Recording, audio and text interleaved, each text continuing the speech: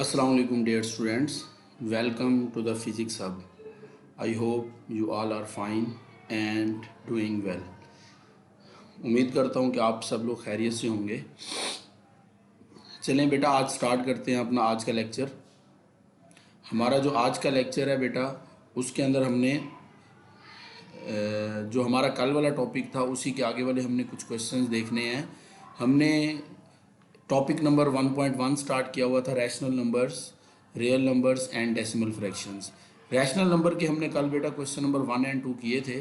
अगर आपने मेरा वो लेक्चर नहीं देखा तो आप उसको जाकर देख सकते हैं चैनल पर। क्वेश्चन नंबर 1 और 2 हमने कल सॉल्व किया था। आज हम स्टार्ट करेंगे बेटा क्वेश्चन नंबर 3 और 4।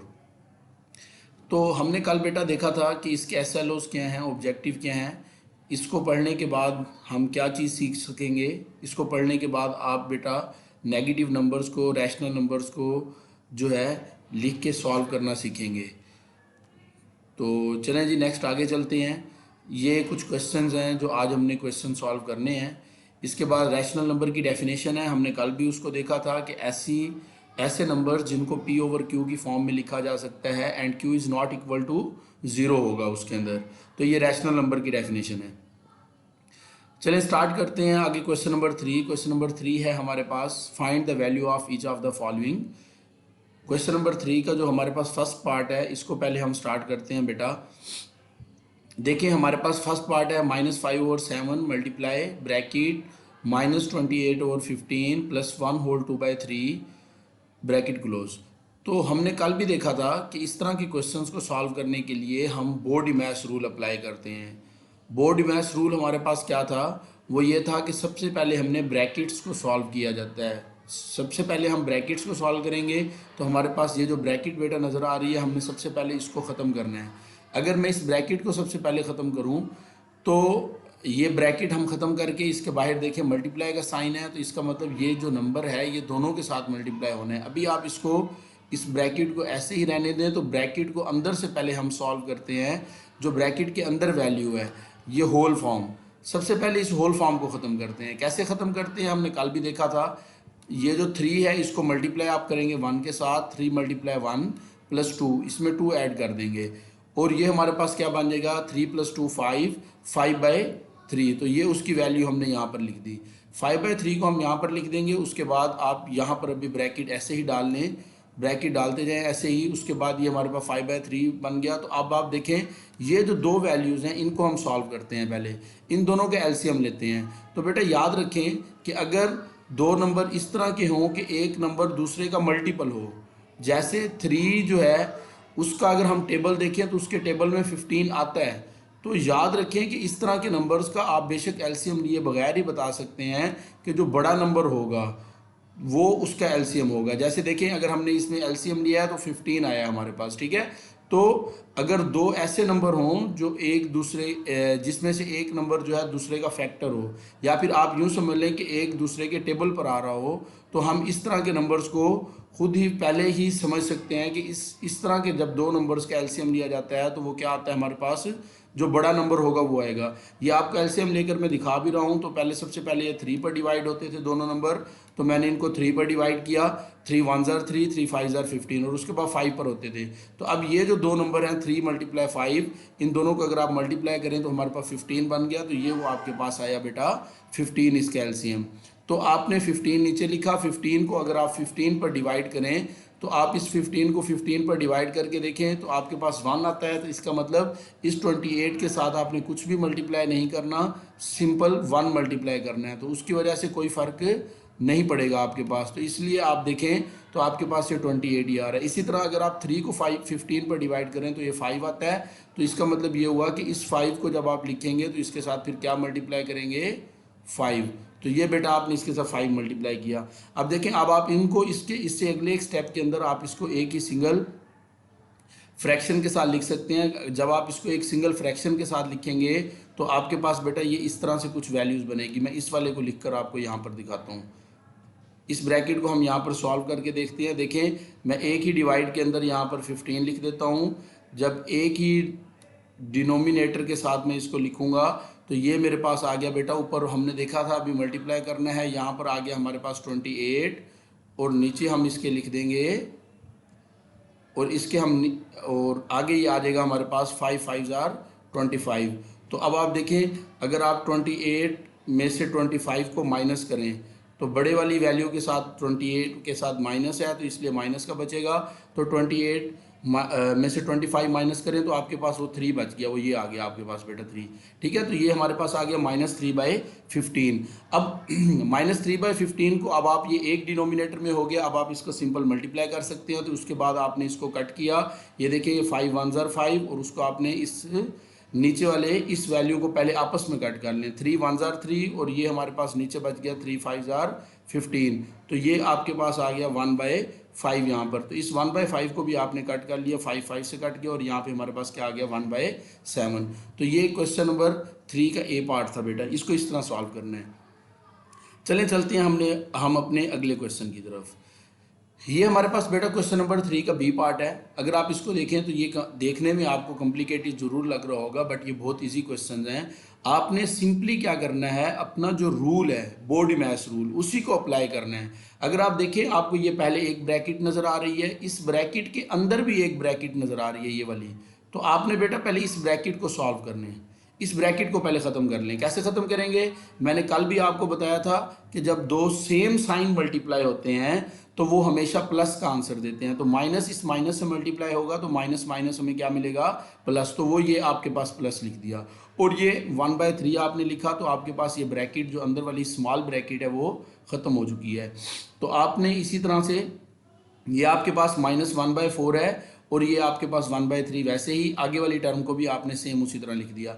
इसके बाद 4 और 3, ये इन 4 और 3 का भी एलसीएम ले लें, और इस 4 और 3 का भी एलसीएम ले लें। तो 4 और 3 का अगर आप एलसीएम लें तो देखिए बेटा, ये 3 है और ये 4 है। वैसे आपको हिंट के लिए एक बात बताता हूँ कि जब आप देखें कि कोई एक नंबर आपके पास, दोनों नंबर एक दूसरे के मल्टीपल नहीं हैं, दोनों डिफरेंट नंबर हैं, तो उन दोनों को सिंपली आप क्या कर सकते हैं, मल्टीप्लाई करके भी एलसीएम निकाल सकते हैं। अब देखिए ना 3 4 के टेबल में कहीं पर आता है, ना 4 3 के टेबल में आता है। तो इसका मतलब इसको जब हम डिवाइड करेंगे तो एक बार 3 पर कर लेंगे और एक बार 4 पर कर लेंगे। तो इसका मतलब जो इसका एलसीएम आएगा वो हमारे पास क्या आएगा, सिंपली इन दोनों को मल्टीप्लाई करके ही आएगा। तो इन दोनों को अगर आप सिंपल भी मल्टीप्लाई कर लें तो आपके पास क्या आंसर आता है बेटा, 12। ये देखिए, ये 3 और 4 को अगर मैं मल्टीप्लाई करूँ तो हमारे पास आ गया 12। तो इन दोनों का भी हमारे पास बेटा 12 आ गया, और इसका भी हमारे पास क्या आ गया, 12।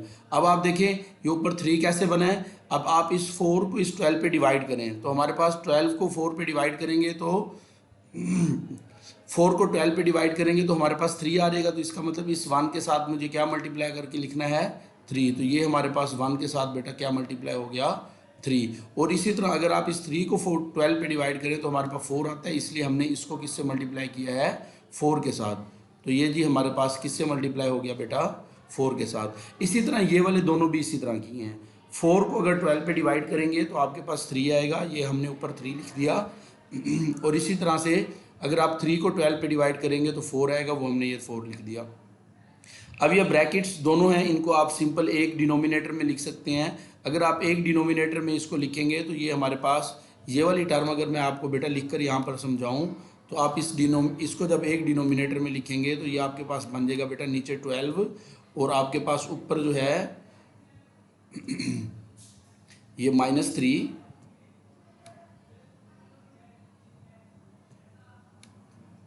+ 4।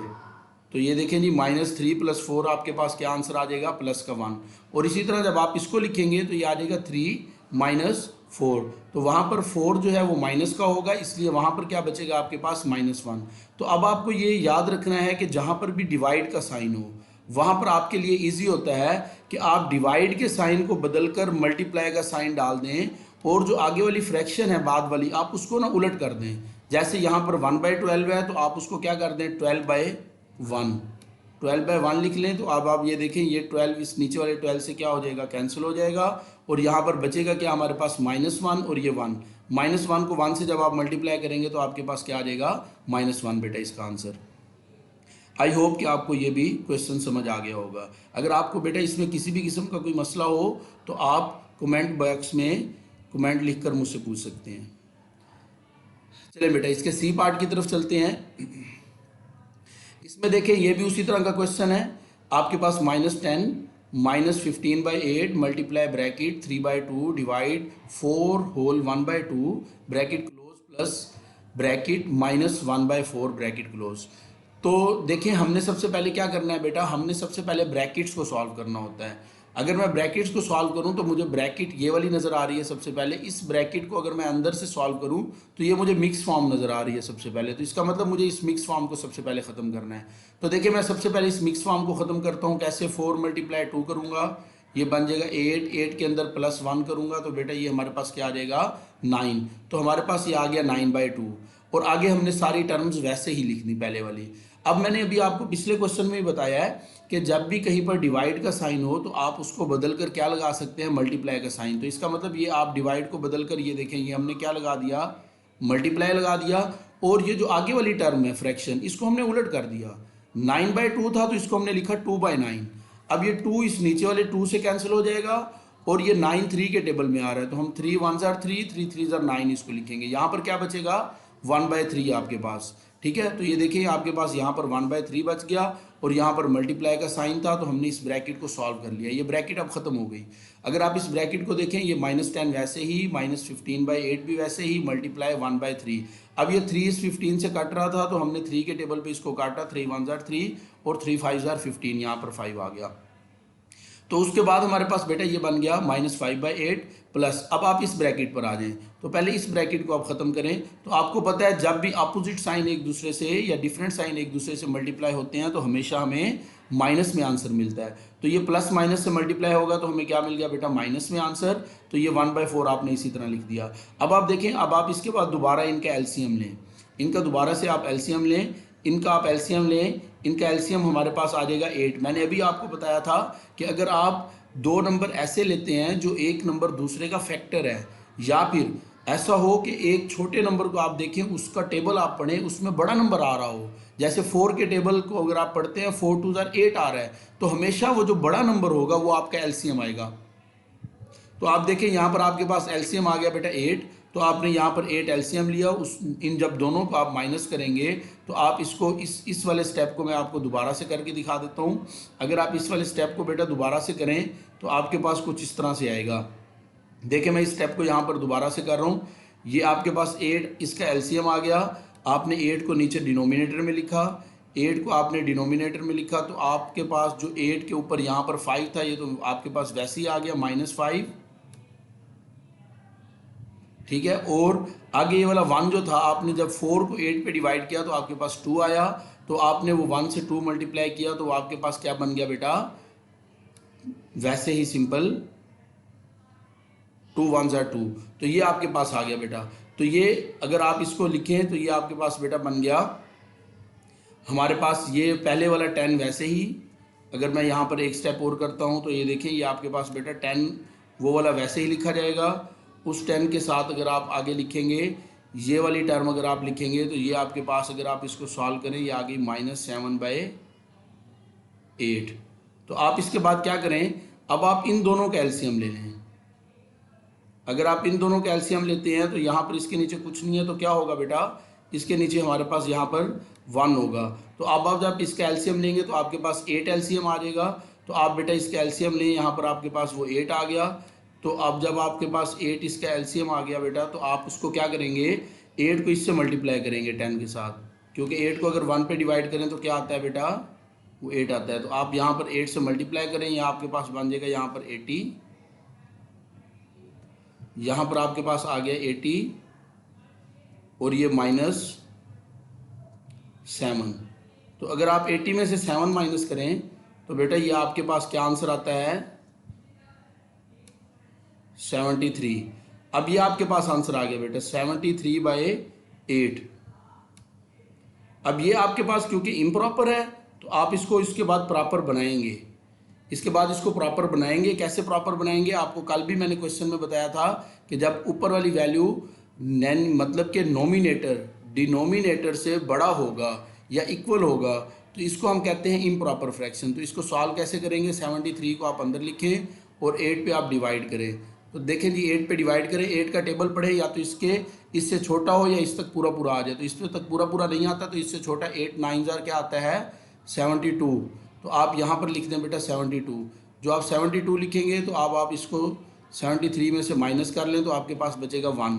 तो वो 1 ये आप देखें जिस पे डिवाइड हो गया है, तो ये 9 स्टार्ट में आ गया और ये 9 होल 1/8 आपके पास इसका आंसर आ गया। आई होप कि आपको ये समझ आ गया होगा। ठीक है, अगर आपको इसमें किसी भी किस्म की कॉम्प्लिकेशन हो, कुछ समझने में मसला आ रहा हो, तो आप बेटा कमेंट में मुझसे कमेंट करके पूछ सकते हैं। चलिए नेक्स्ट अगले अपने क्वेश्चन की तरफ चलते हैं। ये नेक्स्ट है बेटा हमारे पास इसका डी पार्ट। अब आप इसको देखें बेटा, इसमें भी हमने सबसे पहले ब्रैकेट्स को सॉल्व करना है। ये आपके पास ब्रैकेट को अगर आप देखें तो इसके ऊपर पावर दी हुई है 3। तो अब आप इसकी 3 पावर को कैसे ख़त्म करेंगे? 1 की जितनी मर्जी पावर ले लें आप, वो 1 ही रहता है। तो 2 की पावर 3 का मतलब क्या है कि 2 को 3 टाइम्स मल्टीप्लाई करें। 2 मल्टीप्लाई 2 मल्टीप्लाई 2। तो अगर आप 2 को 3 टाइम्स मल्टीप्लाई करेंगे तो 2 2 ज़ार 4, 4 2 ज़ार 8। तो ये जो ऊपर पावर होती है ना बेटा, इसका मतलब होता है कि उतनी बार मल्टीप्लाई करें। आप इसको समझने के लिए इस तरह से भी लिख सकते हैं कि 1/2 3 टाइम्स लिख लें इसको, 1/2 और 1/2। अगर आप इनको मल्टीप्लाई कर लें तो ये देखें आपके पास 1/8 आ गया। इसी तरह से इस 3 को 2 टाइम्स अगर आप लिखें तो 3 मल्टीप्लाई 3 क्या होता है? ये देखें ये 9 आ गया। इसी तरह से इस 4 को अगर आप 2 टाइम्स मल्टीप्लाई करें, 4 मल्टीप्लाई 4 आपके पास क्या आ जाएगा? 16 बेटा। क्लियर है?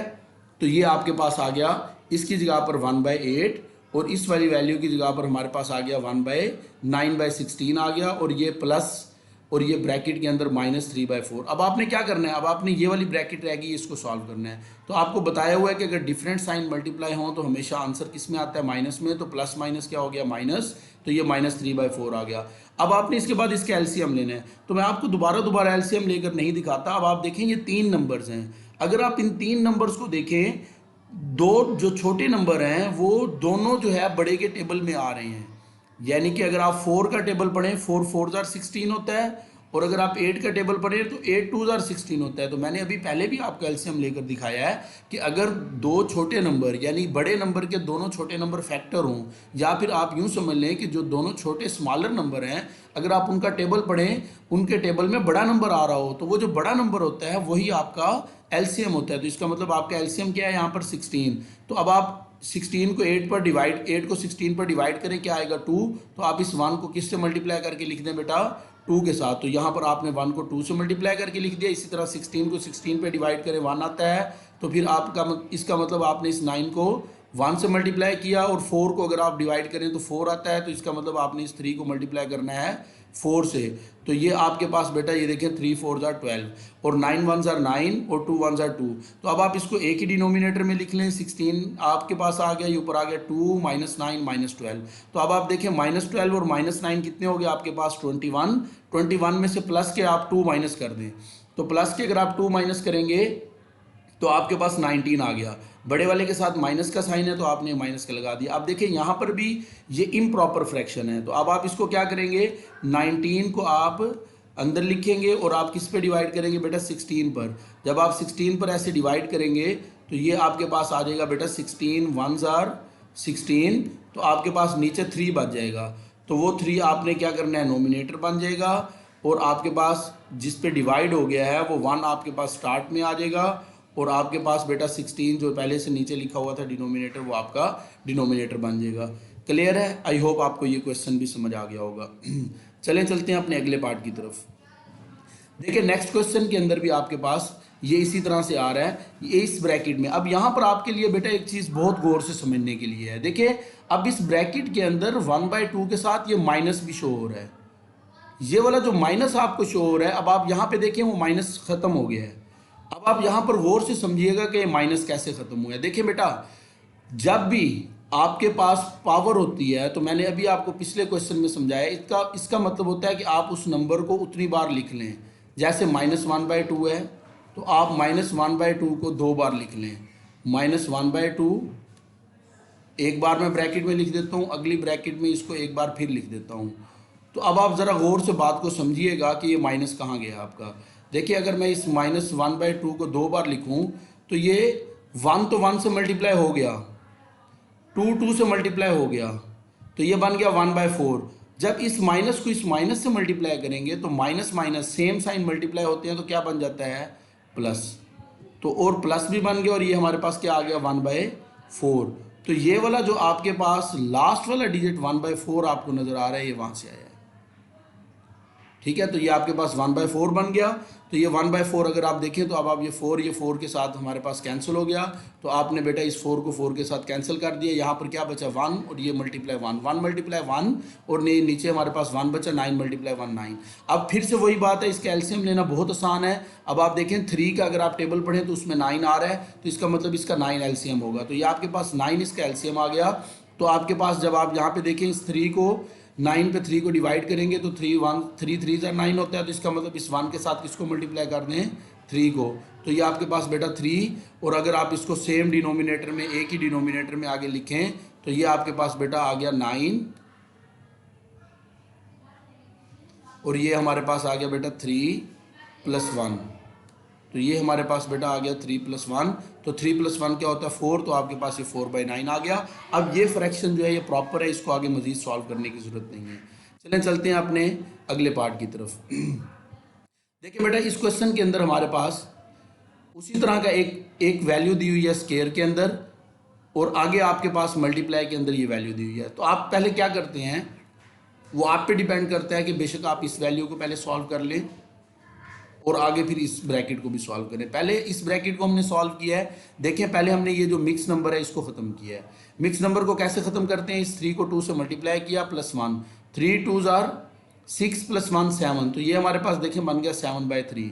ठीक है, उसके बाद इन दोनों का एलसीएम लिया है। फिर से वही बात है कि अगर आप 3 का टेबल पढ़ें तो वो उसमें 15 आता है। तो इसका मतलब हमारा एलसीएम क्या आ जाएगा, 15 आ जाएगा। तो इसका मतलब हमारा एलसीएम 15 आ गया। तो हमारे पास 15 जब बन गया तो हमने उसको 15 को एक ही डोमिनेटर में लिखा। इस 7 के साथ किसको मल्टीप्लाई करेंगे बेटा, 5 को, क्योंकि अगर आप 15 पे 3 को डिवाइड करें तो हमारे पास क्या आता है, 5। तो इससे 5 को मल्टीप्लाई किया, 5 7 35। तो ये आपके पास 35 बन गया। जब आप इसको एक ही डिनोमिनेटर में लिखेंगे तो 35 में से माइनस होकर क्या बच गया, माइनस का 34। अब आप इसको सॉल्व करें 3/2। तो मैंने अभी आपको बताया था कि 3 को 2 टाइम्स मल्टीप्लाई कर दें। स्केयर का मतलब ये है कि 3 को उतनी बार मल्टीप्लाई कर दें। 3 × 3 क्या होता है, 9। तो ये आपके पास बेटा 9 आ गया। और इसी तरह 2 × 2 क्या होता है, 4। तो ये 4 आ गया। अब आप ये मल्टीप्लाई का साइन है, अब आप इनको कट कर लें। अब आप ये देखें कि ये 2 के टेबल पर कटता था, 2 1 2 और 2 17 34 और 3 3 9, 3 5 15। तो आपके पास ये बन गया बेटा 51/10। अब आपके पास ये इम्प्रॉपर फ्रैक्शन थी तो आपने इसको दोबारा से प्रॉपर बनाया। 51 को आपने अंदर लिखा और उसको डिवाइड किया बेटा आपने किस पर, 10 पर। तो अगर आप इसको 10 पर डिवाइड करें तो 10 का टेबल आप पढ़ें, 10 5 आपके पास क्या होता है बेटा 50। तो आपने 10 5 50 कर दिया और आपके पास बच गया बेटा वहाँ से 1। वो जो 1 आपके पास बचा वो आपके पास रिमाइंडर था, वो ऊपर आ गया। और जिस पे आपने डिवाइड किया है वो आपके पास स्टार्ट में आ गया -5, और ये आपके पास इसका आंसर आ गया। आई होप कि आपको ये भी समझ आ गया होगा। किसी किस्म का कोई आपको मसला हो तो काइंडली आप मुझे टेक्स्ट करके पूछ सकते हैं। चलिए, तो ये हमारे पास इसका लास्ट क्वेश्चन था, एफ पार्ट तक थे ये। हम आगे चलते हैं बेटा, हमारे पास नेक्स्ट क्वेश्चन नंबर 4 है। क्वेश्चन नंबर 4 में हमें वो ये कहता है कि ये जो आपका क्वेश्चन नंबर 3 है आप इसको कैलकुलेटर की मदद से सॉल्व करें। तो आपने कैलकुलेटर पर सेम एज इट इज़ अपने कैलकुलेटर के ऊपर वो वैल्यूज़ लिखनी है जिस तरह कोई भी क्वेश्चन है। जैसे आपके पास ये क्वेश्चन है तो इस क्वेश्चन को आप अपने कैलकुलेटर पर लिखेंगे। तो कैलकुलेटर पर जब आप इसको लिखेंगे, इस क्वेश्चन को सेम इसी तरह से कैलकुलेटर पर लिखें। जब आप कैलकुलेटर पर लिखेंगे तो आपको बेटा कैलकुलेटर डायरेक्ट यही आंसर निकाल कर दे देगा। अगर वो ये निकाल कर देगा तो आपके पास /D वाला बटन होता है, अगर आप उसको दबाएंगे तो आपको ये वाला आंसर मिल जाएगा। आई होप कि आपको लेक्चर समझ आ गया होगा। अगर आपको किसी भी किस्म का प्रॉब्लम हो तो बेटा पूछ लीजिएगा। थैंक यू, अल्लाह हाफिज़।